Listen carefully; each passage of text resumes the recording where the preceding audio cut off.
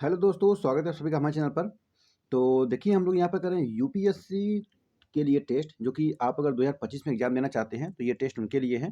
ठीक है, तो ये टेस्ट नंबर 20 है और इसमें 25 क्वेश्चन हो चुका है। ठीक है, तो 2025 में जिनको भी एग्ज़ाम देना है वो सभी लोग क्वेश्चन का प्रैक्टिस करिए। देखिए, जितना ज़्यादा अपने एग्ज़ाम के पहले प्रैक्टिस करेंगे उतना ही आपके एग्ज़ाम के लिए बेनिफिट रहेगा।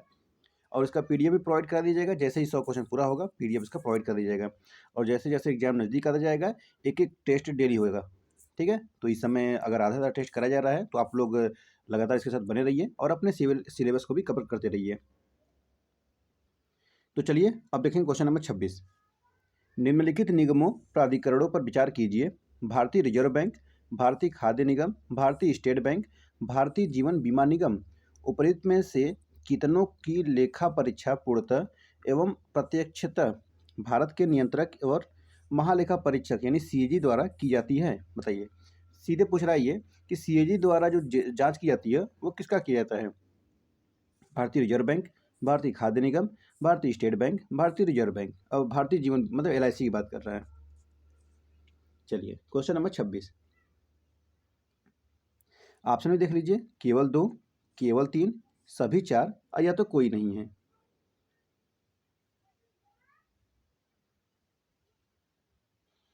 तो जैसे कि आपको सभी को पता होगा कि देखिए, सार्वजनिक निगमों की लेखा परीक्षा में कै की भूमिका सीमित होती है और मोटे तौर पर सार्वजनिक निगमों के साथ इसके संबंध को नियंत्रण निम्नलिखित तीन श्रेणियों के अंतर्गत देखा जाता है, जो कि कुछ निगमों की लेखा परीक्षा पूर्णतः होती है और उसमें जो है कि सीएजी द्वारा की जाती है ये।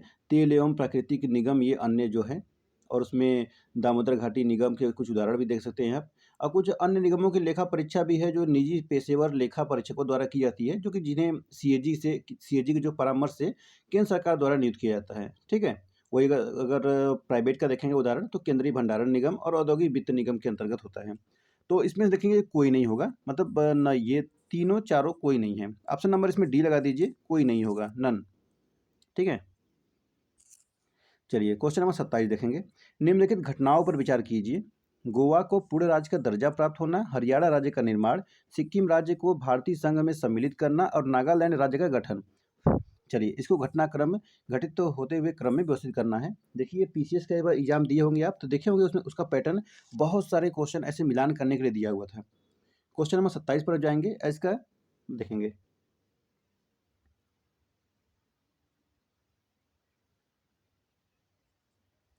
गोवा को पूर्ण राज्य का दर्जा कब दिया गया था? 1987 में। 1987 में गोवा को पूर्ण राज्य का दर्जा दिया गया था। ठीक है, यहाँ पे लिख देते हैं 1987 में गोवा को। ठीक है, और हरियाणा राज्य का निर्माण कब हुआ था? तो देखिए, 1966 में पंजाब राज्य के अलग होने के बाद भारतीय संघ में 17वें राज्य शामिल हुआ था। कब? 1966 में 17वां राज्य बना था हरियाणा, 1966। चलिए सिक्किम। तो सिक्किम देखिए 35वां 36वां संविधान संशोधन आपको याद होगा, नहीं याद होगा तो बस अब जान जाइए। तो यह हुआ था 1975 में 74 में। और नागालैंड राज्य का गठन कब हुआ था? नागालैंड, बताइए।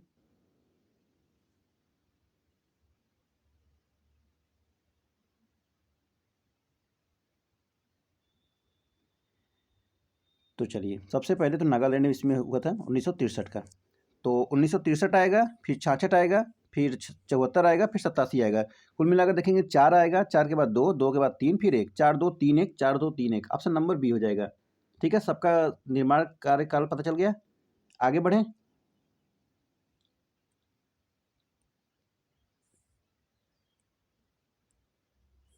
चलिए क्वेश्चन नंबर 28। स्वतंत्रता के बाद राज्यों के पुनर्गठन के संदर्भ में निम्नलिखित कथनों पर विचार कीजिए। राज्य पुनर्गठन आयोग ने एक भाषा एक राज्य के सिद्धांत को स्वीकार कर दिया था। दूसरा है, राज्य पुनर्गठन समिति की सिफारिशों को स्वीकार करने के बाद गठित होने वाला जो राज्य है वो आंध्र प्रदेश पहला राज्य था। उपयुक्त में से कौन सा कथन सही है? केवल एक, ऑप्शन बी है केवल दो, ऑप्शन सी है दोनों कथन, या ऑप्शन डी है दोनों कथन गलत। Question number 28। स्वतंत्रता के बाद जो राज्यों का पुनर्गठन हुआ था उसके बारे में है। देखिए, राज्य पुनर्गठन आयोग ने एक भाषा एक राज्य के सिद्धांत को स्वीकार कर दिया था। क्या पहला कथन सही है? पहला कथन गलत है। देखिए, सितंबर 1955 में सितंबर 1955 में अपनी रिपोर्ट प्रस्तुत की। रिपोर्ट में भाषा को राज्यों के पुनर्गठन के लिए मुख्य आधार बनाए जाने को व्यापक रूप से स्वीकार किया गया। हालांकि इसने एक राज्य एक भाषा के सिद्धांत को अस्वीकार कर दिया था। ठीक है, एक राज्य एक भाषा को अस्वीकार कर दिया था यहाँ पे, अस्वीकार, इसीलिए ये कथन गलत हो जाएगा। ठीक है, इसका मत क्या था कि किसी भी राजनीतिक इकाई के पुनर्निर्धारण में भारत की एकता को प्रमुखता दी जानी चाहिए, इसलिए पहला कथन गलत। दूसरा कथन कहता है कि राज्य पुनर्गठन समिति की सिफारिशों को स्वीकार करने के बाद गठित होने वाला आंध्र प्रदेश पहला राज्य था। क्या यह सही है? तो ध्यान दीजिएगा, अक्टूबर 1953 में भारत सरकार द्वारा आंध्र प्रदेश के रूप में भाषा के आधार पर पहले राज्य के गठन किया गया था। ठीक है, इस राज्य का गठन मद्रास से तेलुगु भाषी क्षेत्रों को पृथक यानी कि अलग करके किया गया था। इसके लिए एक लंबा विरोध आंदोलन किया गया था, जिसके अंतर्गत 56 दिनों के भूख हड़ताल में सुना होगा कि कांग्रेसी कार्यकर्ता पेट्टी श्री रामुलु ने, मतलब उनका नाम था श्री रामुलु का निधन हो गया था। अब सोचिए कि अगर कोई कांग्रेसी है और कोई कांग्रेस का शासन भी कर रहा है, कोई कांग्रेसी नेता जाके भूख हड़ताल करेगा और उसका मृत्यु हो जाएगा, तो अब बाकी जनता क्या सोचेगी? बाकी जनता सोचेगी ना, इससे अच्छा भैया अंग्रेजी थे, कम से कम भूख हड़ताल पे मान तो जाते थे, ये तो उनसे भी बड़े हैं, उनसे भी बड़े मतलब कट्टर हो गए हैं, जो कि भूख हड़ताल हो रहा है फिर भी नहीं मान रहे हैं। तो क्या किया गया, उस समय नेहरू जी को भाषा के आधार पे गठित किया गया आंध्र प्रदेश का। लेकिन आप ये देखेंगे पुनर्गठन समिति की सिफारिश पर नहीं किया गया था। ठीक है, आंदोलन किया गया था। तो पहला भी कथन गलत, दूसरा भी कथन गलत। ऑप्शन नंबर इसमें डी लगा देंगे, दोनों के दोनों कथन बिल्कुल गलत है। ठीक है, चलिए क्वेश्चन नंबर 29 देखेंगे। निम्नलिखित कार्यों पर विचार कीजिए। राष्ट्रमंडल में भारत की सदस्यता की पुष्टि, भारत के राष्ट्रगान को अपनाना, सामान्य कानूनों का अधिनियम। उपयुक्त में से कितने कार्य भारत की संविधान सभा द्वारा किए गए थे? केवल एक, केवल दो, सभी तीन, या तो कोई नहीं। क्वेश्चन नंबर 29 का देखेंगे। पूछ रहा है उपयुक्त में से कितने भारतीय संविधान सभा द्वारा किए गए थे? संविधान सभा द्वारा राष्ट्रमंडल में भारत की सदस्यता की पुष्टि, ठीक है, भारत में राष्ट्रगान को अपनाना, ठीक है, सामान्य कानूनों को का अधिनियमन, ठीक है। ऑप्शन नंबर सी लगा देंगे, सभी के सभी कथन इसमें सही है।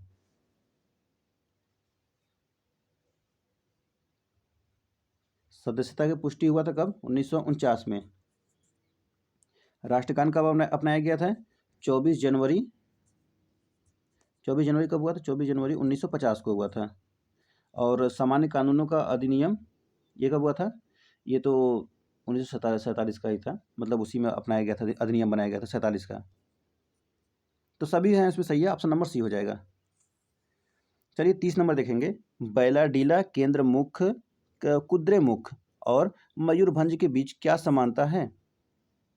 ये सोने के खनन स्थल है, या तो ये बक्साइट भंडार के स्थल हैं, या तो ये लौह अयस्क भंडार के स्थल हैं, या तो ये प्राकृतिक गैस भंडार के स्थल हैं। चलिए बताइए। जियोग्राफी में पढ़ा होगा खनिज धातु के बारे में। तो ये लौह अयस्क भंडार के स्थल है, ऑप्शन नंबर सी करेक्ट है। ठीक है, चलिए आगे बढ़ते हैं। Question number 31। निम्नलिखित में से कितनों की परिकल्पना भारतीय संविधान में शोषण के विरुद्ध अधिकार के रूप में की गई है?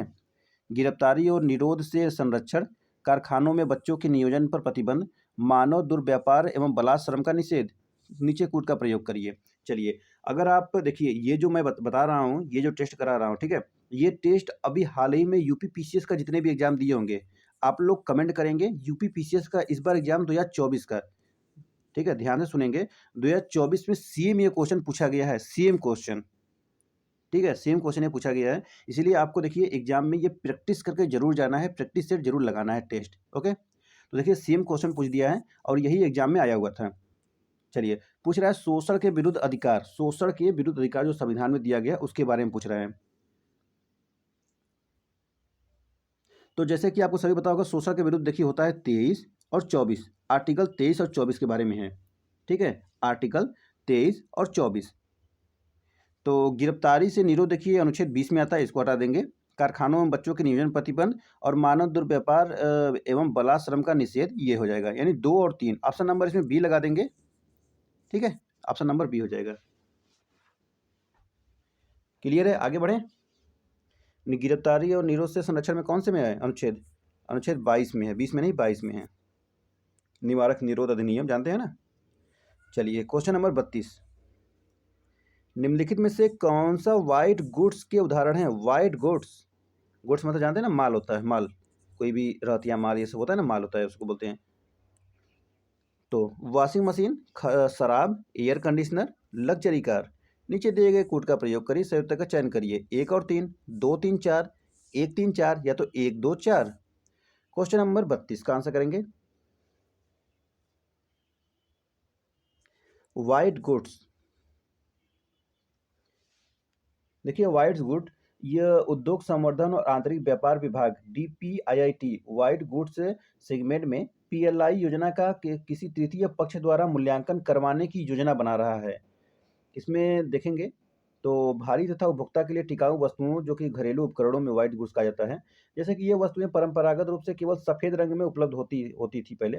उदाहरण के रूप में देखेंगे वॉशिंग मशीन, एयर कंडीशनर मतलब AC, ये सब क्या होता था, सफ़ेद होता था। अब तो कई कलर में आते हैं, पहले होते थे सफ़ेद। तो व्हाइट गुड्स कौन हो जाएंगे? वॉशिंग मशीन हो जाएंगे और एयर कंडीशनर हो जाएगा। लग्जरी कार तो जानते ही हैं कई कलर में आती हैं, तो इसको हटा देंगे। शराब का तो भाई कलर ही रेड होता है ना, और जो भी होता हो रेड होता है, वैसे ब्लैक रेड जो भी। तो वॉशिंग मशीन और एयर कंडीशनर मतलब 2 हो गया ना, 1 और 3। ऑप्शन नंबर ए लगा देंगे, 1 और 3 हो जाएगा। अगर आप लग्जरी कार को जहां से हटाते आपको पूरा आंसर मिल जाता। चलिए ऑप्शन नंबर इसमें ए करेक्ट है। चलिए क्वेश्चन नंबर 33 देखेंगे। राज्यों के पुनर्गठन के संदर्भ में निम्नलिखित कथनों पर विचार कीजिए।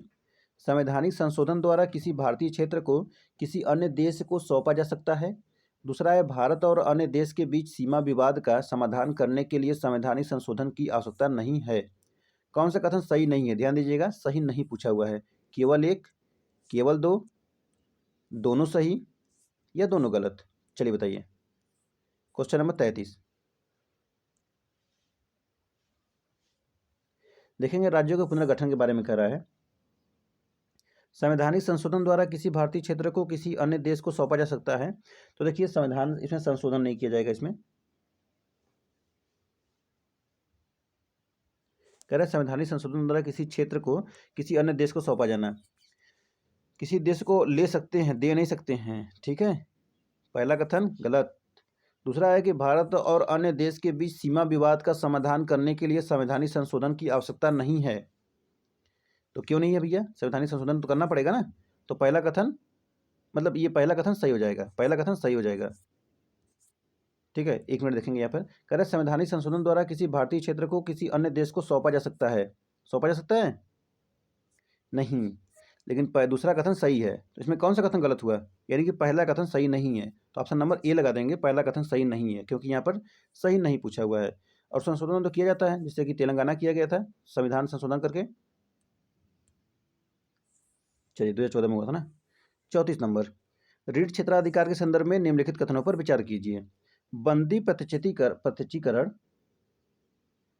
एक मिनट सॉरी, देखिए एक्चुअली देखिए यहाँ पर क्या हुआ था, दूसरा वाला भी इसमें गलत, संवैधानिक संशोधन नहीं होता है ना इसमें। तो ये भी सही है, ये भी सही है, दोनों कथन दोनों सही है। जब दोनों सही है तो ऑप्शन नंबर इसमें डी लगाएंगे कि दोनों के दोनों कथन सही है। तो इसमें पूछा है कौन सा कथन गलत है, तो ऑप्शन नंबर इसमें डी लगा देंगे। थोड़ा सा कन्फ्यूजन हो गया था, तो ऑप्शन नंबर डी हो जाएगा। इसमें कोई कथन मतलब गलत नहीं है, दोनों कथन सही है, तो ऑप्शन नंबर डी लगा देंगे, न तो पहला और न ही दूसरा। ठीक है, एक बार और मैं इसको बताता हूँ, थोड़ा सा कन्फ्यूजन हो गया था। चलिए देख लीजिए, पूछ रहा है राज्यों के पुनर्गठन के संदर्भ में, तो संवैधानिक संशोधन द्वारा किसी राज्य क्षेत्र को किसी अन्य देश को सौंपा जा सकता है। तो देखिए जब बांग्लादेश का थोड़ा सा क्या हुआ था, जब हुआ था उस समय बांग्लादेश जब बनाया गया था, तो पश्चिम बंगाल में बहुत ज़्यादा प्रॉब्लम हुई थी। तो कुछ जो जगह जो है थोड़ा सा उनका लेकर फिर उनको दिया गया था, मतलब सौंपा गया था। तो क्या होगा कि इसमें पहला कथन हो जाएगा सही। दूसरा है कि भारत और अन्य देश के बीच सीमा विवाद का समाधान करने के लिए संवैधानिक संशोधन की आवश्यकता नहीं होती है। तो इसमें संवैधानिक संशोधन नहीं होता है, तो दूसरा कथन भी इसमें सही हो जाएगा। जब पहला और दूसरा दोनों सही हो जाएगा तो ऑप्शन नंबर इसमें क्या लगाएंगे, ऑप्शन नंबर डी लगा देंगे। ओके, अब क्लियर है। चलिए आगे बढ़ेंगे, क्वेश्चन नंबर 34 देखेंगे। रीट क्षेत्राधिकार के संदर्भ में निम्नलिखित कथनों पर विचार कीजिए। रीट क्षेत्राधिकार, बंदी प्रत्यक्षीकरण की रीट को निजी व्यक्तियों के विरुद्ध जारी नहीं किया जा सकता है। और दूसरा है प्रतिषेध की रीट केवल अन्यायिक निकायों के विरुद्ध ही उपलब्ध है। और तीसरा है अधिकार परीक्षा की रीट मांग और रीट की मांग गैर पीड़ित व्यक्ति द्वारा भी की जा सकती है। कौन सा सही है, केवल एक, केवल दो, सभी तीन, या तो कोई नहीं। चलिए क्वेश्चन नंबर है 34।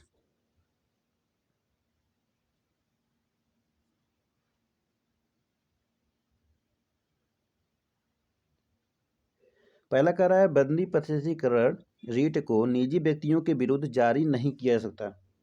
तो देखिए बंदी प्रत्यक्षीकरण जो कि रीट सार्वजनिक प्राधिकरण और निजी व्यक्तियों दोनों के विरुद्ध जारी किया जा सकता है। ठीक है, पहला कथन गलत।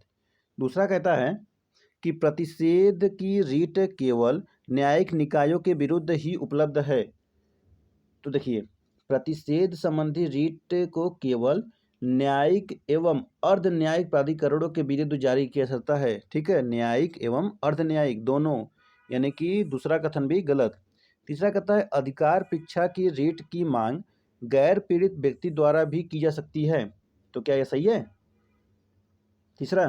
तो तीसरा ठीक है, तो इसमें लगाएंगे पहला गलत है, दूसरा गलत है, तीसरा सही है, यानी केवल एक कथन सही हुआ। तो ऑप्शन नंबर ए लगाएंगे, ओनली वन हो जाएगा। चलिए क्वेश्चन नंबर 35, निम्नलिखित विशेषताओं पर विचार कीजिए। एकल नागरिकता, लिखित संविधान, एकीकृत न्यायपालिका, संविधान की कठोरता। उपयुक्त में से कितनी भारतीय संविधान की संघीय विशेषताएं हैं?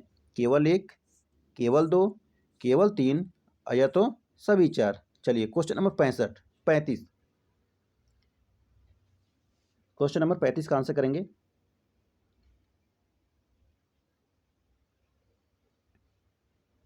पूछ रहा है किसके बारे में, कितनी भारतीय संविधान की संघीय विशेषताएं हैं। तो देखिए संघीय विशेषताएं के बारे में पूछ रहा है। संघीय विशेषताएं में क्या क्या आती हैं? दोहरी शासन प्रणाली आती है, लिखित संविधान आता है, शक्तियों का विभाजन होता है उसमें, और संविधान की सर्वोच्चता होती है, और कठोर संविधान होता है। ठीक है, संविधान की कठोरता। और वही अगर देखेंगे आप 71 में तो सशक्त केंद्र होता है, सशक्त केंद्र होता है, राज्य के निवासी नहीं होते हैं, एकल संविधान होते हैं, संविधान के लचीलापन। तो इसमें सिर्फ दो कथन सही हुआ, 2 और 4 सही हुआ है, ऑप्शन नंबर बी लगा देंगे। ठीक है, चलिए आगे बढ़ेंगे। क्वेश्चन नंबर 36, एक भारतीय नागरिक अपनी नागरिकता खो सकता है जब वह युद्ध के दौरान किसी अन्य विदेशी राष्ट्र की नागरिकता प्राप्त कर ले। दूसरा है युद्ध के दौरान दुश्मन राष्ट्र के साथ अवैध रूप से व्यापार या संचार करे। तीसरा है देशीकरण द्वारा नागरिकता प्राप्त करने के 5 वर्ष के दौरान नागरिक को किसी देश में 2 वर्ष की कैद हुई हो। कितने सही हैं इसमें से? केवल एक, केवल दो, सभी तीन, या तो कोई नहीं। 36 नंबर, क्वेश्चन नंबर 36।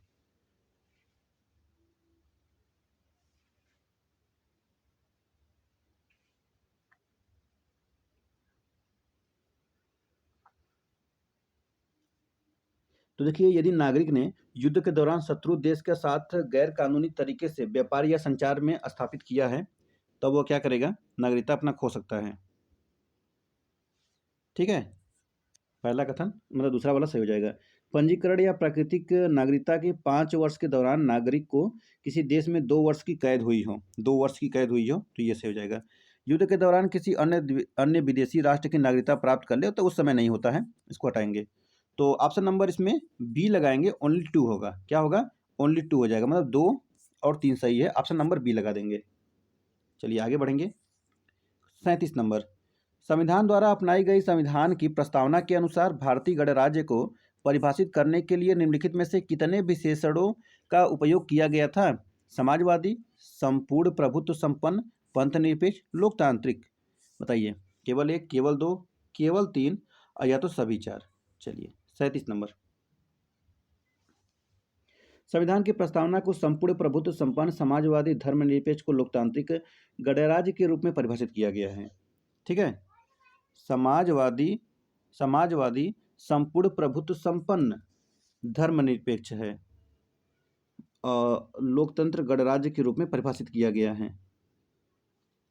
समाजवादी, तो यहाँ पर देखेंगे समाजवादी शब्द जो है, समाजवादी और पंथ निरपेक्ष शब्द जो है, ये 42वें संविधान संशोधन 1976 द्वारा लाया गया था। मैंने बहुत बार बताया हुआ है, एसपीए शब्द का वर्ड यूज किया होगा, ध्यान दिए होंगे आपने। एसपीए नहीं देखा है तो नहीं सुना है, या नहीं देखा होगा वीडियो मेरा कोई और, तो आज फिर जान लीजिए।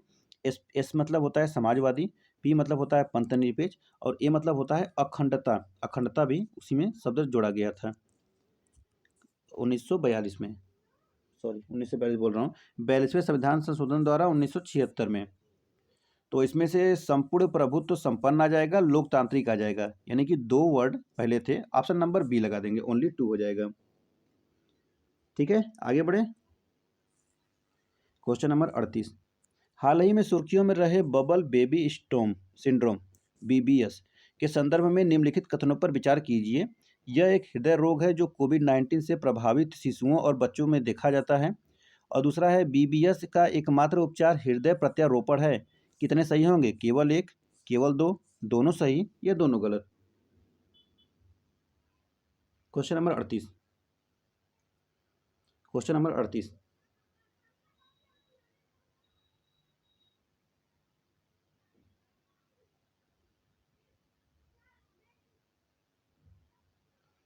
तो कह रहा है कि कोविड-19 से प्रभावित शिशुओं और बच्चों में देखा जाता है, तो पहला कथन गलत हो जाएगा। पहला कथन इसमें गलत हो जाएगा। बबल बेबी सिंड्रोम को चिकित्सीय के रूप में सीवियर कंबाइंड इम्यूनो डेफिशिएंसी के रूप में जाना जाता है। ठीक है, इसको शॉर्ट फॉर्म में SCID बोलते हैं।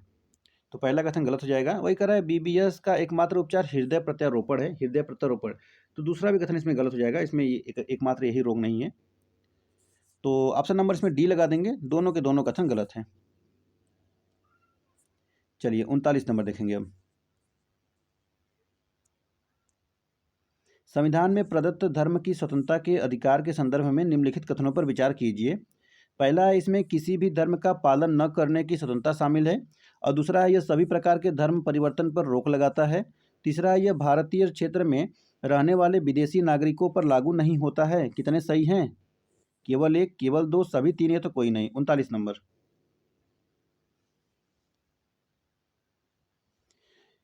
तो इसमें किसी भी धर्म का पालन न करने की स्वतंत्रता शामिल है, ये सही है। दूसरा कथन गलत है, तीसरा भी गलत है, मतलब सिर्फ एक ही कथन सही है इसमें से। तो ऑप्शन नंबर इसमें क्या लगाएंगे? ऑप्शन नंबर ए लगा देंगे, ओनली 1 हो जाएगा।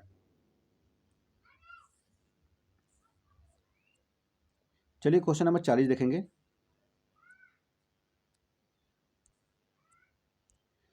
भारत के संविधान के अंतर्गत मूल कर्तव्यों की सूची में निम्नलिखित में से कौन सा बाद में जोड़ा गया? वन, झील, नदी, वन्य जीव सहित प्राकृतिक पर्यावरण की रक्षा करना एवं उसका संवर्धन करना तथा प्राणी मात्र के प्रति दया भाव रखना। या तो दूसरा, वैज्ञानिक दृष्टिकोण, मानववाद और ज्ञानार्जन तथा सुधार की भावना का विकास करना। या तो तीसरा, 6 से 14 वर्ष की आयु के बीच अपने बच्चों या बालकों को शिक्षा के अवसर उपलब्ध कराना। या तो चौथा, व्यक्तिगत और सामूहिक गतिविधि के सभी क्षेत्रों में उत्कृष्टता की दिशा में प्रयास करना। 40 नंबर। आई थिंक इसका आंसर सबको पता होगा। 86वें संविधान संशोधन द्वारा जोड़ा गया था। 86वें संविधान संशोधन द्वारा 6 से 14 वर्ष के सभी बच्चे को वो दिया जाएगा। उनके जो भी उनको पालन पोषण करने वाले रहेंगे, उनके माता पिता या जो भी रहेंगे, उनका कर्तव्य होगा कि वो जाकर उसको पढ़ाया लिखाएं। तो ऑप्शन नंबर सी लगा देंगे इसमें।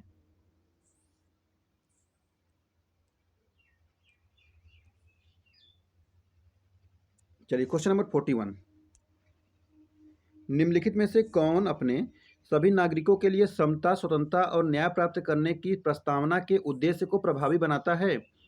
मूल अधिकार, डीपीएसपी, मूल कर्तव्य या न्यायिक पुनर्वलोकन की शक्ति?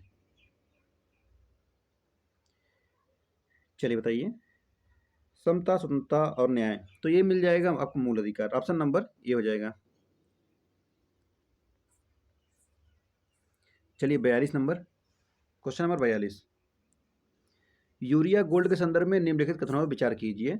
यह सल्फर कोटेड यूरिया है और दूसरा है सल्फर की कोटिंग तीव्र गति से नाइट्रोजन की आपूर्ति को सक्षम बनाता है।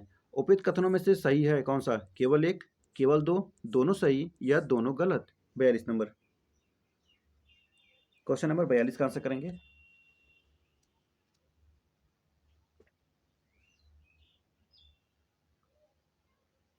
तो देखेंगे सल्फर कोटिंग तीव्र गति से नाइट्रोजन की आपूर्ति में सक्षम बनाता है, दूसरा कथन गलत हो जाएगा इसमें। देखिए सल्फर कोटिंग खेतों में नाइट्रोजन की अधिक दक्षता से आपूर्ति सुनिश्चित करती है, जो कि ऐसा नहीं है। और पहला कथन सही हो जाएगा, सल्फर कोटेड यूरिया है। ऑप्शन नंबर ए लगाएंगे, ओनली वन होगा इसमें। इसी के साथ आगे बढ़ेंगे, क्वेश्चन नंबर 43।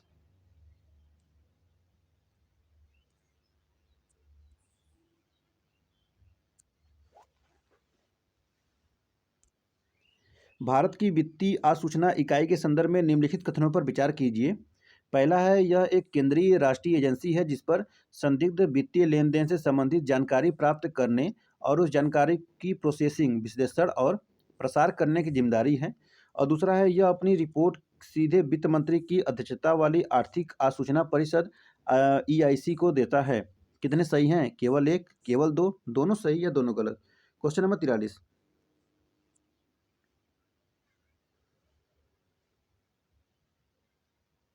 फटाफट आंसर करेंगे।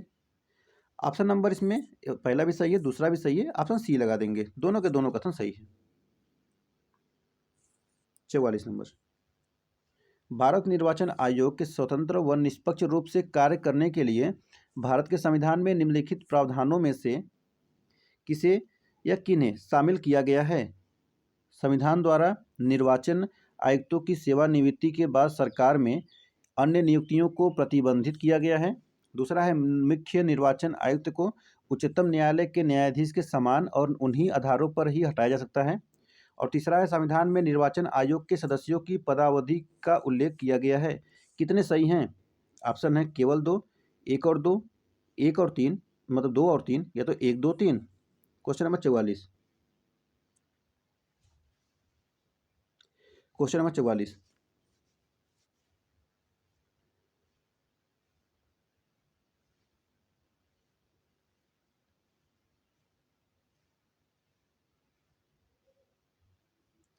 संविधान द्वारा निर्वाचन आयुक्तों की सेवानिवृत्ति के बाद सरकार में अन्य नियुक्तियों को प्रतिबंधित किया गया है, जो कि पहला कथन गलत हो जाएगा। देखिए संविधान में सेवानिवृत्ति के बाद निर्वाचन आयुक्तों को सरकार के द्वारा अन्य दूसरी नियुक्तियों पर रोक नहीं लगाई गई है। वही दूसरा कहता है कि मुख्य निर्वाचन आयुक्त को सुप्रीम कोर्ट के न्यायाधीश के समान और उन्हीं आधारों पर ही हटाया जा सकता है, तो ये कथन सही है। बहुत पावरफुल होता है इसी आई। वही तीसरा है कि संविधान में निर्वाचन आयोग के सदस्यों की पदावधि का उल्लेख किया गया है, तो तीसरा कथन गलत हो जाएगा। संविधान में इस बात का उल्लेख नहीं किया गया है कि निर्वाचन आयोग के सदस्यों की पदावधि कितनी है। तो कुल मिलाकर दूसरा कथन सही है। ऑप्शन नंबर आपको ए दिख रहा होगा कि ओनली 2 होगा। ठीक है, ओनली 2। चलिए 45 नंबर देखेंगे। क्वेश्चन नंबर 45, विश्व आर्थिक स्थिति एवं परिदृश्य रिपोर्ट किसके द्वारा प्रकाशित की जाती है? विश्व बैंक, संयुक्त राष्ट्र आर्थिक और सामाजिक मामलों का विभाग, अंतर्राष्ट्रीय मुद्रा कोष और विश्व आर्थिक मंच। 45 नंबर, ये क्वेश्चन भी इस बार के एग्जाम में आया हुआ था, UPPCS।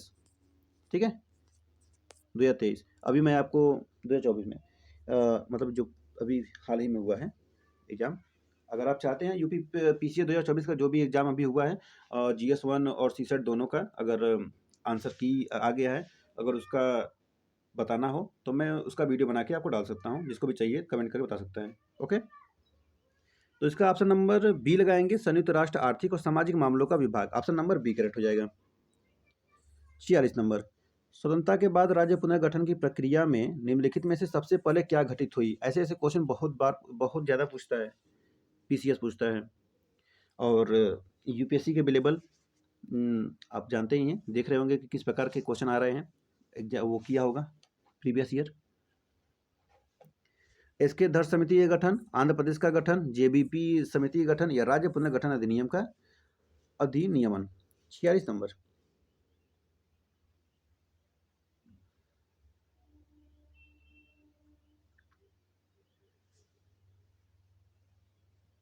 तो इसमें मैं एक के बारे में बताऊंगा, बाकी आप लोग पढ़ लीजिएगा।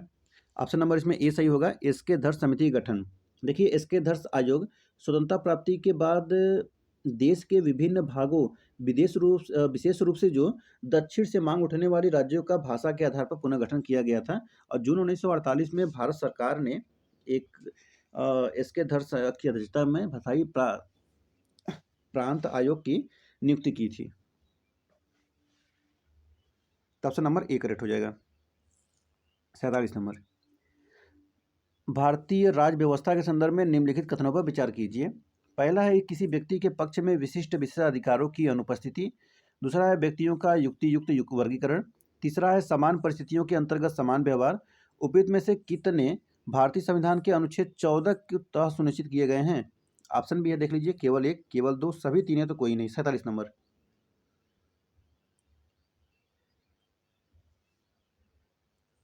भारतीय राज्य व्यवस्था के संदर्भ में देखिए, हमारे चैनल पर बहुत जल्द पॉलिटी, हिस्ट्री और जियोग्राफी, इकोनॉमी का वो कम्युनिटी डाला गया था, जिसमें कि बहुत से सारे लोगों ने पॉलिटी के लिए सबसे ज़्यादा कहा था कि पॉलिटी पढ़ा दीजिए यूपीएससी के अकॉर्डिंग।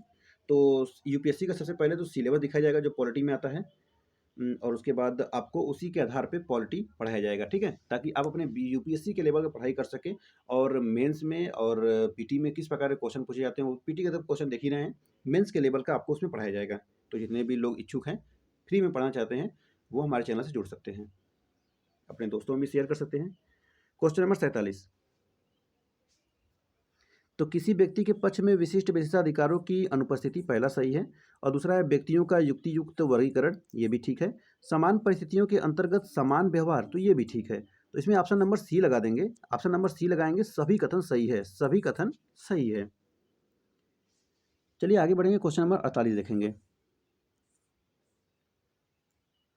भारत का महान्यायवादी भारत के किसी भी राज्य न्यायालय में सुनवाई का अधिकार रखता है। उसे निजी विधिक प्रैक्टिस करने से रोका जा सकता है। और तीसरा है संसद के दोनों सदनों में बोलने और मतदान करने का अधिकार है। और चौथा है संसद सदस्य के समान सभी भत्तों एवं विशेषाधिकारों का हकदार है। कौन सा सही है? यहाँ पर ऑप्शन देखिए, 2 और 3, 1 और 4, 1 2 3, या तो 1 2 3 4। चलिए 48 नंबर, भारत का महान्यायवादी।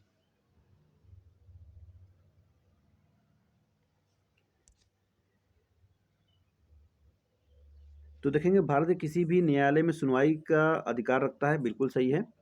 उसे निजी विधिक प्रैक्टिस से रोका जा सकता है, ऐसा बिल्कुल नहीं, बिल्कुल नहीं रोकेंगे, जब सैलरी नहीं देते तो रोकेंगे क्यों। तीसरा है संसद के दोनों सदनों में बोलने और मतदान करने का अधिकार है, मतदान थोड़ी ना करेगा, ये हटाएंगे। संसद सदस्य के समान सभी भत्तों एवं विशेषाधिकारों का हकदार रखता है, तो ये ठीक है, मतलब 1 और 4 सही है। चलिए देखते हैं 1 और 4, ऑप्शन नंबर बी में है 1 और 4। इसी के साथ आगे बढ़ेंगे और क्वेश्चन नंबर देखेंगे 49। निम्नलिखित कथनों पर विचार कीजिए। राष्ट्रपति आंतरिक गड़बड़ी के आधार पर राष्ट्रीय आपातकाल की घोषणा कर सकता है, ध्यान दीजिएगा, आंतरिक गड़बड़ी। दूसरा कहता है कि राष्ट्रपति राष्ट्रीय आपातकाल की घोषणा केवल मंत्रिमंडल की लिखित अनुशंसा पर होने पर ही कर सकता है। तीसरा, आपातकाल की घोषणा के 2 माह के भीतर इसे संसद के दोनों सदनों द्वारा अनुमोदित होना अनिवार्य है, अनिवार्य। चौथा है कि राष्ट्रीय आपातकाल की समाप्ति पर लोकसभा का कोई नियंत्रण नहीं है। चलिए बताइए कौन सा सही है? केवल 1, केवल 2, केवल 3, ये तो सभी 4। कितने कथन सही होंगे इसमें से? क्वेश्चन नंबर 49 कह रहा है आंतरिक गड़बड़ी पर, इसको हटा दिया गया। अब ये आंतरिक गड़बड़ी हो चाहे नहीं हो, मतलब आंतरिक गड़बड़ी के हिसाब से आप राष्ट्रीय आपातकाल नहीं लगाएंगे, ठीक है। दूसरा कहता है कि राष्ट्रपति जो है राष्ट्रीय आपातकाल की उद्घोषणा केवल मंत्रिमंडल की लिखित अनुशंसा प्राप्त होने पर ही कर सकता है। कभी कभी केवल सही भी हो जाता है, तो ऑप्शन नंबर दूसरा सही है। तीसरा कहता है आपातकाल की उद्घोषणा के 2 माह के भीतर इसे संसद के दोनों सदनों द्वारा अनुमोदित होना अनिवार्य है। 2 माह होता है क्या? आपने पढ़ा ही होगा, 2 माह नहीं बल्कि ये 1 माह होता है। तीसरा कथन गलत। चौथा है राष्ट्रीय आपातकाल की समाप्ति पर लोकसभा का कोई नियंत्रण नहीं है। लोकसभा यानी सरकार, सरकार का नियंत्रण नहीं रहेगा तो फिर कैसा राष्ट्रीय आपातकाल होगा? तो तीसरा भी कथन गलत हो जाएगा, मतलब चौथा वाला। तो कुल मिलाकर कितने कथन सही हुए? सिर्फ एक कथन सही हुए हैं। कौन सा? ऑप्शन नंबर 2, मतलब दूसरा वाला कथन सही है। तो क्या लगाएंगे? सब आपको सभी पता है, ओनली वन हो जाएगा, यानी कि ऑप्शन नंबर ए लगाएंगे, ओनली वन। चलिए 50 नंबर देखेंगे, क्वेश्चन नंबर 50। निम्नलिखित में से कौन सा मूल अधिकारों के प्रयोग का उदाहरण नहीं है? एक किसान अपना खेत बेचकर व्यवसाय शुरू करता है। दूसरा है गुजरात से एक व्यक्ति महाराष्ट्र जाकर वहीं बस जाता है। तीसरा एक व्यक्ति को अपने माता पिता से विरासत में संपत्ति प्राप्त होती है। चौथा है एक व्यक्ति किसी भी धर्म को मानने से इनकार कर देता है। चलिए 50 नंबर। चलिए बिना समय गवाए इसको बता देता हूँ मैं इसका आंसर। ऑप्शन नंबर सी हो जाएगा, संपत्ति की बात आ गई है। संपत्ति देखिए हटा दिया गया है, मूल अधिकार से हटा दिया गया है ना संपत्ति। अब 300 के क में डाल दिया है, 300 के क में डाल दिया है। चलिए आप मेरे एक क्वेश्चन का आंसर दीजिए।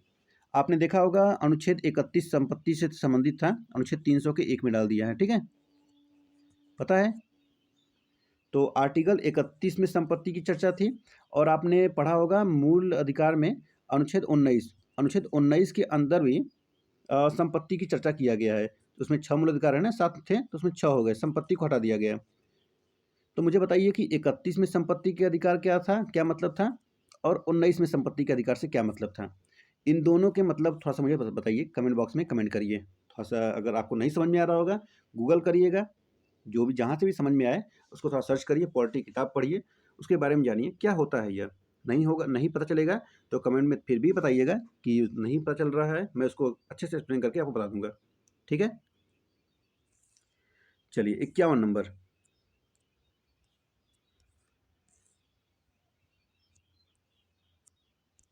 क्वेश्चन नंबर 51 कह रहा है संवैधानिक प्रावधान और अपनाया गया मूल अधिकार फ्रांस से कह रहा है, डीपीएसपी आयरलैंड से, केंद्र के पास अवशिष्ट शक्तियां कनाडा से, और भारत सरकार की संसदीय जो स्वरूप है कनाडा से। कौन सा सही होगा?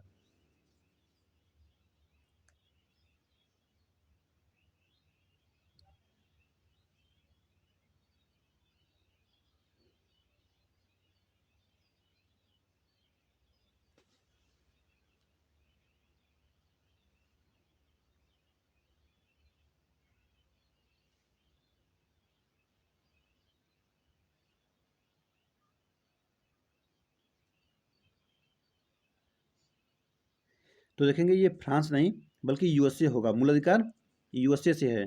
डीपीएसपी आयरलैंड से, ठीक है, डीपीएसपी आयरलैंड से, सही है ना, सही है। तीसरा कहता है केंद्र से, केंद्र के पास अवशिष्ट शक्तियां कनाडा का, ठीक है, ठीक है। चौथा सरकार का संसदीय स्वरूप कहाँ से होता है? सरकार का संसदीय स्वरूप,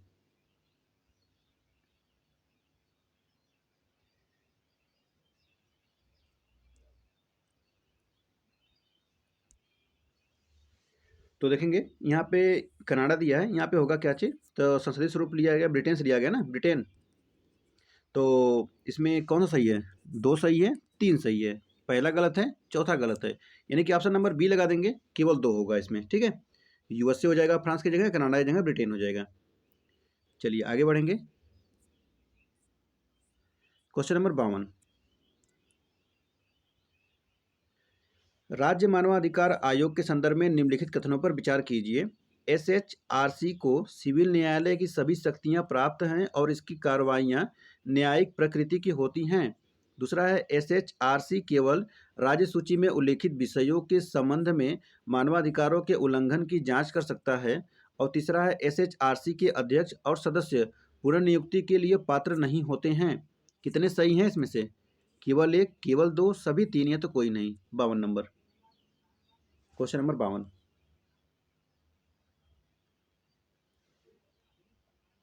एसएचआरसी को सिविल न्यायालय की सभी शक्तियां प्राप्त हैं और इसकी कार्रवाइयां न्यायिक प्रकृति की होती हैं, जो कि बिल्कुल सही है। दूसरा है एसएचआरसी केवल राज्य सूची में उल्लिखित विषयों के संबंध में मानवाधिकारों के उल्लंघन की जांच कर सकता है, दूसरा कथन गलत हो जाएगा, ठीक है। और तीसरा है एसएचआरसी के अध्यक्ष और सदस्य की पुनर्नियुक्ति के लिए पात्र नहीं होते हैं, तो होते हैं, तो तीसरा भी कथन गलत हो जाएगा। सिर्फ एक कथन सही है, तो ऑप्शन नंबर ए लगा देंगे, ओनली वन होगा। चलिए इसी के साथ आगे बढ़ेंगे, क्वेश्चन नंबर 53 देखेंगे। क्वेश्चन नंबर 53, संविधान के मूल ढांचे के सिद्धांत के संदर्भ में निम्नलिखित कथनों पर विचार कीजिए। पहला है, यह संविधान में संशोधन करने के संसद के अधिकार को सीमित करता है। और दूसरा है, यदि कोई संशोधन संविधान के मूल ढांचे का उल्लंघन करता है तो इस संबंध में निर्णय लेने का अंतिम अधिकार न्यायपालिका के पास है। और तीसरा है, यह संविधान के लागू होने के बाद से सभी संशोधनों पर लागू होता है। कितने सही हैं? केवल एक, केवल दो, सभी तीन, या तो कोई नहीं। 53 नंबर।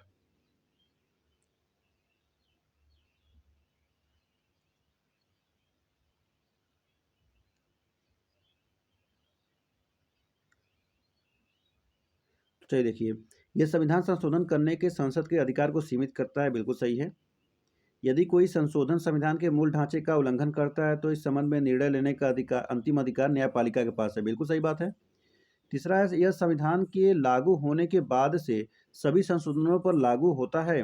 तो तीसरा कथन गलत हो जाएगा, क्योंकि देखिए वामन राव वाद ये 1981 का था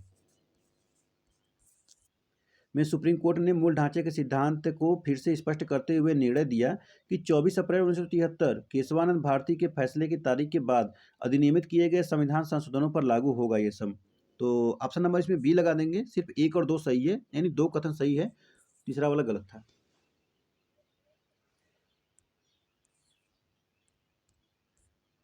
चलिए 54 नंबर देखेंगे। क्वेश्चन नंबर 54 देखेंगे। इसमें निम्नलिखित में से कौन वित्त आयोग के सदस्यों की योग्यता और चयन के मानदंडों का निर्धारण करता है? केंद्रीय मंत्रिमंडल, संसद, सुप्रीम कोर्ट या राष्ट्रपति?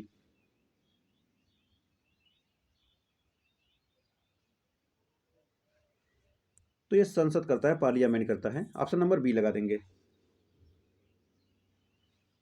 चलिए 55 नंबर देखेंगे। निम्नलिखित में से किस आयोग समिति का सिफारिश पर भारतीय संविधान में मूल कर्तव्य शामिल किए गए हैं? सरकारिया आयोग, स्वर्ण सिंह समिति, एल एम सिंघवी समिति, पुंची आयोग। 55 नंबर, क्वेश्चन नंबर 55। तो यह स्वर्ण सिंह समिति, ऑप्शन नंबर बी हो जाएगा, स्वर्ण सिंह समिति।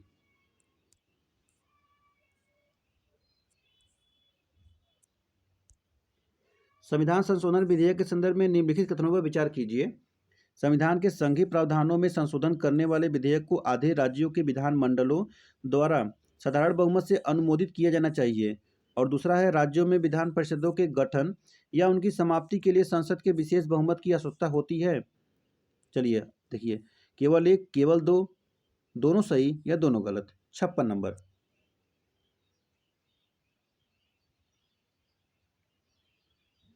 तो संविधान के संघीय प्रावधानों में संशोधन करने वाले विधेयक को आधे राज्यों के विधानमंडलों द्वारा साधारण बहुमत से अनुमोदित किया जाना चाहिए, पहला सही है।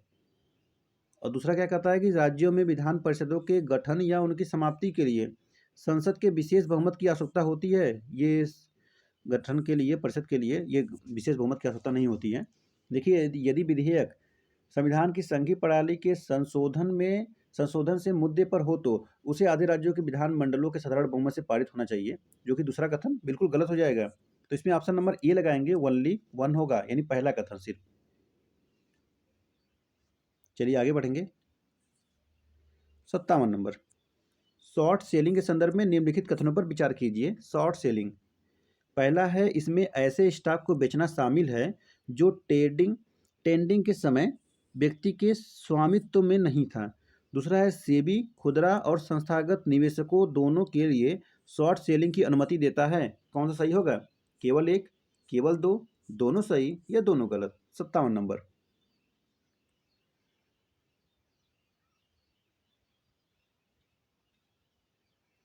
तो इसमें ऐसे स्टॉक को बेचना शामिल है जो ट्रेडिंग के समय व्यक्ति के स्वामित्व में नहीं था, सही है।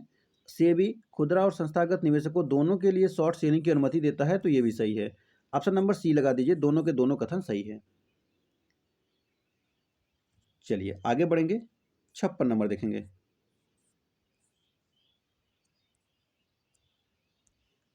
भारतीय संविधान में संशोधन प्रक्रिया के संदर्भ में निम्नलिखित कथनों पर विचार कीजिए।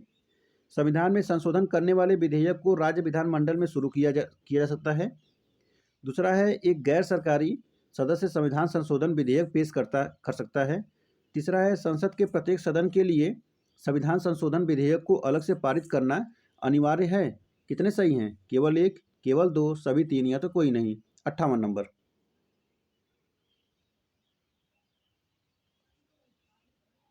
संविधान में संशोधन करने वाले विधेयक को राज्य विधानमंडल में शुरू किया जा सकता है। पहला कथन गलत हो जाएगा। देखिए, संविधान में संशोधन करने से जुड़े विधेयक की शुरुआत संसद के किसी भी सदन से की जा सकती है। इस तरीके के विधेयक की शुरुआत राज्य विधानमंडल में नहीं की जा सकती है।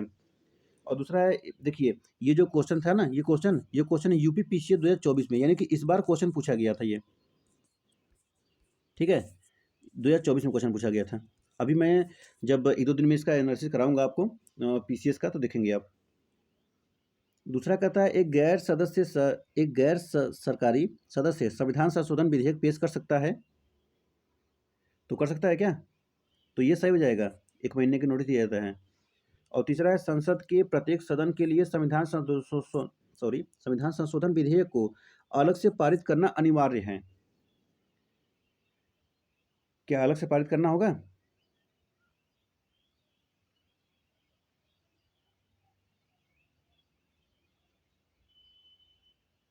तो बिल्कुल, तो तीसरा भी सही हो जाएगा। पहला कथन गलत है, दूसरा और तीसरा सही हो जाएगा, यानी कि कुल मिला के इसमें ऑप्शन नंबर बी लगा देंगे, ओनली 2 होगा। ओके, चलिए इसी साथ आगे बढ़ेंगे। क्वेश्चन नंबर 59 देखेंगे हम।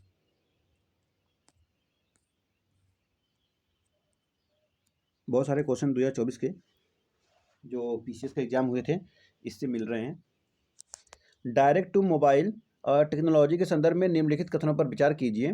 टीवी कंटेंट को सीधे मोबाइल फ़ोन पर स्ट्रीम करने के लिए इंटरनेट कनेक्टिविटी की आवश्यकता नहीं पड़ती। और दूसरा है, 2G और 3G सभी प्रकार की मोबाइल नेटवर्क पीढ़ियों के अनुरूप है। कौन सा कथन सही है? Question number 59। चलिए देखिए, 1 और 2, ओनली ओनली 1, ओनली 2, या तो दोनों सही है तो दोनों गलत। चलिए 59 नंबर। तो इसमें पहला सही है, दूसरा कथन गलत है। पहला सही है, दूसरा कथन गलत हो जाएगा। ऑप्शन नंबर इसमें 1 लगा देंगे, ओनली 1 होगा। चलिए 60 नंबर देखेंगे। 1833 के चार्टर अधिनियम के संदर्भ में निम्नलिखित कथनों पर विचार कीजिए। इसने बॉम्बे और मद्रास के गवर्नर की विधायी शक्तियों को समाप्त कर दिया। और दूसरा है, इसने ईस्ट इंडिया कंपनी की वाणिज्यिक और प्रशासनिक दोनों गतिविधियों को समाप्त कर दिया। और तीसरा है, इसने पहली बार भारतीय केंद्रीय विधान परिषद में स्थानीय प्रतिनिधित्व की शुरुआत की। कितने सही होंगे? केवल 1, केवल 2, सभी 3 या तो कोई नहीं। 60 नंबर।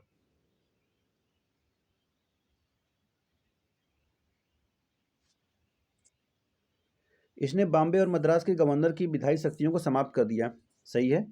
इसने ईस्ट इंडिया कंपनी की वाणिज्यिक और प्रशासनिक दोनों गतिविधियों को समाप्त कर दिया था। क्या सही है? देखिए, ईस्ट इंडिया कंपनी की व्यापारिक और निकाय के रूप में की जाने वाली गतिविधियों को समाप्त किया था। दूसरा कथन गलत हो जाएगा, दोनों नहीं हुआ था। इसने पहली बार भारतीय यानी केंद्रीय विधान परिषद में स्थानीय प्रतिनिधित्व की शुरुआत की थी। तो ये 1853 में हुआ था। ठीक है, न कि 33 में। तो सिर्फ पहला सही है, ऑप्शन नंबर ए लगा देंगे, ओनली 1 होगा। चलिए 61 नंबर देखेंगे। क्वेश्चन नंबर 61, भारत में नागरिकता प्राप्त करने के संदर्भ में निम्नलिखित कथनों पर विचार कीजिए।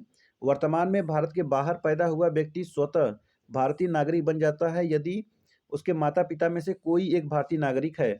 और दूसरा है, देशीकरण द्वारा नागरिकता प्राप्त करने के लिए आवेदन करने वाले व्यक्ति के पास भारत में बोली जाने वाली किसी भी भाषा का पर्याप्त ज्ञान होना चाहिए। कितने कथन सही हैं? केवल 1, केवल 2, दोनों सही है, दोनों गलत। क्वेश्चन नंबर 61 का आंसर करेंगे। दोनों सही है, दोनों गलत है।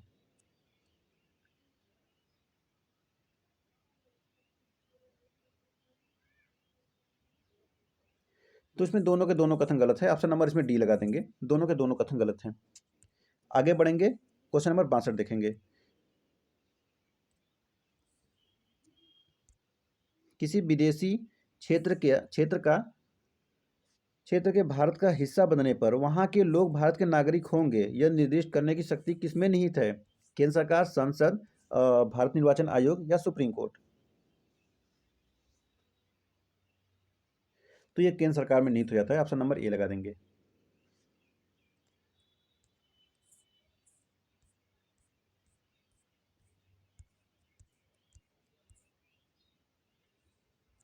चलिए 63 नंबर देखेंगे। क्वेश्चन नंबर 63, 1784 के पिट्स इंडिया एक्ट के संदर्भ में निम्नलिखित कथनों पर विचार कीजिए। इसने ईस्ट इंडिया कंपनी के निदेशक मंडल को भारत में राजनीतिक मामलों का प्रबंधन करने की अनुमति दी। और दूसरा है भारत में कंपनी के क्षेत्रों को पहली बार भारत में ब्रिटिश क्षेत्र कहा गया। कितने सही होंगे? केवल एक, केवल दो, दोनों सही है, दोनों गलत। Question number 63। Question number 63। इसने ईस्ट इंडिया कंपनी के निदेशक मंडल को भारत में राजनीतिक मामलों का प्रबंधन करने की अनुमति दी। पहला कथन गलत हो जाएगा। देखिए, इस अधिनियम ने निदेशन मंडल जो कि कोर्ट ऑफ डायरेक्टर बोलते हैं, उसको क्या बोलते हैं? कोर्ट ऑफ डायरेक्टर, कंपनी वाणिज्यिक मामलों के प्रबंधन की जिम्मेदारी दी सौंपी गई थी वाणिज्यिक मंडल की, ठीक है, न कि राजनीतिक। देखिए, कंट्रोल कौन करता है हम लोग के यहाँ पे भारत में? कंट्रोल करते हैं राजनीतिज्ञ, ठीक है। कौन करते हैं? राजनीतिक बोलते हो जो नेता होते हैं ना, नेता, तो वो लोग तो राजनीति जो करते हैं वही लोग कंट्रोल करते हैं। तो कंट्रोल से याद रखिएगा नियंत्रक बोर्ड, तो बोर्ड ऑफ कंट्रोल जो होते हैं वो राजनीतिक मामले में आएंगे। बोर्ड ऑफ कंट्रोल वो होते हैं राजनीतिक मामले। लेकिन अगर वाणिज्य व्यापार का रहेगा तो हो जाएगा निदेशक मंडल का हो जाएगा, ठीक है। तो वो हो जाएगा board of court of director. तो पहला कथन गलत। वही दूसरा कहता है भारत में कंपनी के क्षेत्रों को पहली बार भारत में ब्रिटिश क्षेत्र कहा गया, तो ये तो सही है। ऑप्शन नंबर बी लगा देंगे, ओनली 2 हो जाएगा, ठीक है। चलिए आज का लास्ट क्वेश्चन देखेंगे। चलिए आज का लास्ट क्वेश्चन देखते हैं। क्वेश्चन नंबर 64 है। भारतीय संविधान के अनुसार निम्नलिखित में से किस श्रेणी का व्यक्ति 26 जनवरी 1950 को भारत का नागरिक बनने का पात्र होगा? चलिए पहले ऑप्शन ध्यान से पढ़ेंगे, उसके बाद आंसर देंगे।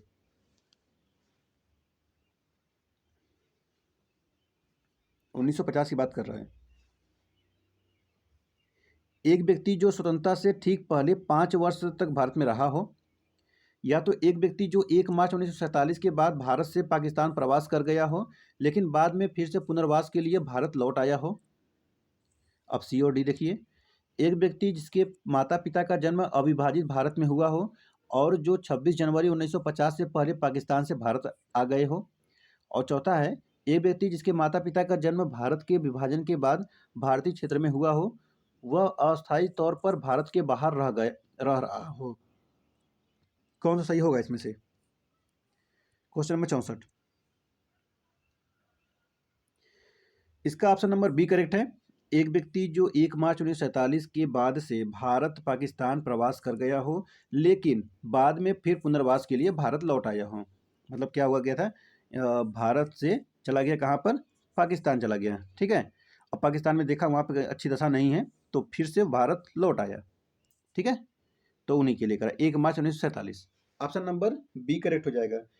तो ये है टेस्ट नंबर 20। इसका एक और पार्ट बनाया जाएगा जो कि क्वेश्चन नंबर 65 से कराया जाएगा 100 तक, और उसके बाद जैसे ही पूरा होगा उसका पीडीएफ प्रोवाइड करा दिया जाएगा। यूपी पीसीएस का जितना भी लोग एग्जाम दिए हैं तो अगर वो लोग बताएं, अगर चाहते हैं कि पीसीएस का जो क्वेश्चन आंसर किया आया हुआ है उसका पेपर का एनालिसिस करा दिया जाए, आंसर बता दिया जाए, तो उसका भी एक वीडियो बना दिया जाएगा। जो लोग भी सहमत हो कमेंट में कमेंट करके बताएं। और जितने भी क्वेश्चन का आंसर पूछा जाता है उस सभी का आंसर दिया करिए और डेली प्रैक्टिस करिए। आप सभी का बहुत बहुत धन्यवाद। जय हिंद, जय भारत।